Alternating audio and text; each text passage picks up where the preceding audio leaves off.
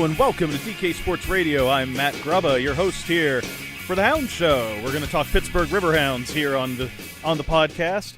Got a lot to talk about. The Hounds coming off a big victory on the road this past weekend in Richmond, Virginia, over the Richmond Kickers. They're sitting pretty right now. Have to love what the Hounds are doing. They are 5-1-6 in the league. That's good for 21 points. That is good for third place in the Eastern Conference. That's somewhere that the Hounds have not been in a long time. Certainly not at this point, 2.5 months into a season. The goal for a long time for management since Highmark Stadium opened, they want to host a playoff game here. Well, a top 4 finish will do it. So right now they're right on track. It wasn't looking that pretty, though, in Richmond for a while. Once again, a scoreless first half where the Hounds controlled play, created more chances, and couldn't get anything to show for it. It's also a very stormy, rainy day in South Central Virginia there, Southeastern Virginia. It was kind of nerve-wracking because the game started with a short lightning delay, and when you have those conditions, you always worry, once you get past halftime, is the Lightning going to come back? The game could always be called, and, that would be it. So you didn't know if the Hounds were going to have a chance to come away with a victory. They come out for the second half, started much better than they have the past few games in the second half, avoided that flat start, but still just a bizarre sequence of play where Romeo Parks going in, looks like he's going to have a great chance to score on one end, gets wiped out from behind, no call from the referee, could have been a penalty kick to the Hounds. Instead, Richmond transitions 120 yards the other direction, and a tap-in goal, basically, a little longer than a tap-in, but a wide-open net as, Richmond broke in 2-on-1. Hounds coach Bob Lilly called it naive on their part to give up, such a, easy chance to the other team when you've been controlling play. So the Hounds found themselves down 1-0, sort of like what happened against Nashville, and they took their first loss of the year, 1-0 in that game. But this time the Hounds battled back. They continued to play the way they were playing, creating chances, and then Neco Brett comes in off the bench around the 66th minute for Coach Lilly, and it only took him about 6 minutes to really make his impact felt. A big ball across the field from Ben Zemansky. Kevin Kerr gets it on the far side. Sees he doesn't have an angle to shoot, so he does what a smart veteran should do. Just pops a header back in front of the goal where Brett was waiting, leaned past his defender to head it in. All of a sudden we had a tie game, and Neco Brett had his team-leading 6th goal, which ties him for 4th in the USL. So, that's a separate story. We'll talk about that in a minute. Hounds get the job done, though. 7 minutes later, Brett sets up Romeo Parks with a nice little pass just sort of feathered behind the defense. Parks does what he does best, uses his speed to get behind the defense and his strength to hold him off. He just hits the sort of off-balance shot that goes around the goalkeeper into the net, hits the celebratory backflip on the wet field, and the Hounds come away 2-1 winners. Exactly what they want, because now they're going into a stretch. They're off this weekend. No game until June 16th when they host the New York Red Bulls. The Red Bulls, too.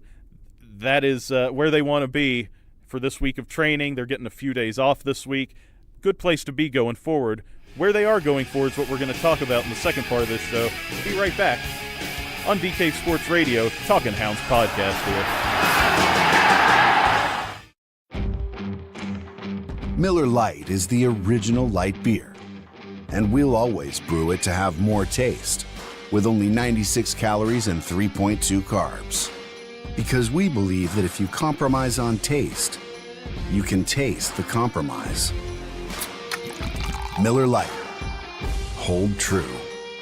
Great beer, great responsibility. 2018 Miller Brewing Company, Milwaukee, Wisconsin. Average analysis, 12 fluid ounces. Less than 1 gram protein, 0 grams fat. If you're one of the thousands of Western Pennsylvanians who love to get outdoors, then you need to check out this cool new website, stepoutside.org. Learn where, when, and how you can go camping, hiking, or hunting. Or take part in power sports, shooting sports, or water sports in your local community or across the country at stepoutside.org, where everything you need to know is just a click away. That's stepoutside.org. What I want from my public accounting firm is big ideas. But I don't want to lose the personal attention. My company needs global capabilities. From a firm with local ownership. and I want to work with industry experts. Who take the time to understand my unique challenges. And that's what sets Schneider Downs apart. Expertise for the most complex business issues, with the service you need every day. To learn how our big thinking with a personal focus can help your company, visit schneiderdowns.com. Injured in an accident? Need assistance in preserving your business's interests? Let the attorneys at Bassey, Vreeland & Associates protect your legal rights. For over 65 years, Bassey, Vreeland & Associates has been representing the citizens and businesses of southwestern Pennsylvania. With offices strategically located in Washington and Charleroi, Bassey, Vreeland & Associates can deliver results for you throughout the Pittsburgh area. Visit www.bmvlaw.com or call 724-228-7000 to see how Bassey, Vreeland & Associates can meet your legal needs. Bassey, Vreeland & Associates. We fight, we care, we win.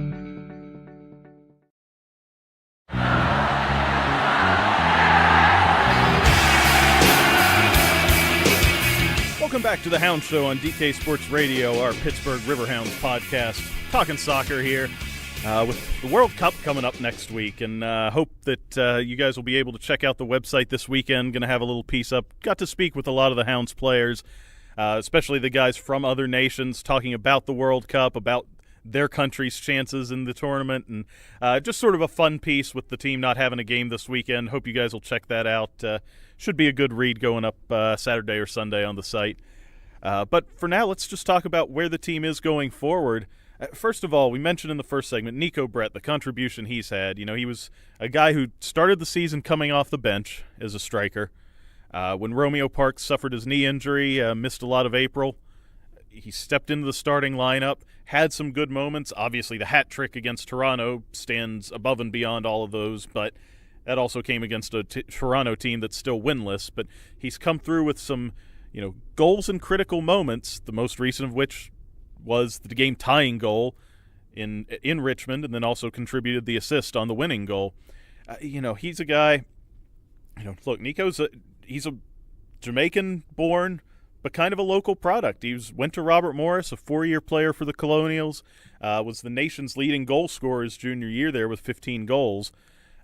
He's a guy that has the talent, I should say, was drafted in the second round of the MLS draft by the Portland Timbers. Spent his first 2 years as a pro out in Portland. First year went okay, playing mostly in the USL. Second year, the playing time just diminished for him. Just didn't work out for him. Here he was as a free agent, comes back to Pittsburgh, and so far it's been a great match. He has been, everything that Coach Bob Lilly needs, whether it's a substitute, a starter. He puts himself in the right position to create scoring chances, and that's something that, can't be understated. He might not have the physical, the height and speed of Romeo Parks, who's the Hounds' other striker that we've seen regularly, but he's a guy that just, reads the game well. He works hard. He's been a big part of it, and to have 6 goals already on the year, had a feature on the site about his success so far. Look at that pace. That is a goal every other game. That's on pace for 17 goals, which would be the third highest total in Riverhounds history for a single season. So that's the kind of pace he's on as not being an everyday starter. So, his contribution certainly, something to be recognized. Hope you guys got to check out the feature on the site about him. But going forward, New York Red Bulls coming to town on June 16th. That's the Hounds' next game. It's a very winnable one. The way the Hounds have been playing, especially at home with their defensive record at Highmark Stadium, New York has struggled to go on the road this year. They have been, let's not mince words, they've been bad on the road this year. And they're a team hovering right around the playoff cut line. They're 4-3-5 as we record this. Obviously, that will change as they play this week while the Hounds are off. So this is a New York team in 9th place that the Hounds really should be able, at home, to pad their point total against, which is something they're going to need to do because the next 2 on the schedule, at Charleston, at Louisville, those are 2 of the top 4 teams in the East, 2 of the teams that the Hounds are going to be battling for seeding for that home playoff game. So to get a win in their next one against New York, it almost makes those 2 road trips there a little bit, not quite playing with house money, but a draw in each of those would be a good result, which makes the win against New York so much more important to get. we'll see how that goes, and we'll have, World Cup soccer to talk about soon enough. I mean, we'll throw a little bit of that into the podcast once that kicks off next week. But for now, that's going to be it for our Hounds show here on DK Sports Radio. Thanks to Chris Benson for producing. I'm Matt Grubba, your host and beat writer at DKPittsburghSports.com. Thanks for listening. Hope you'll tune in again.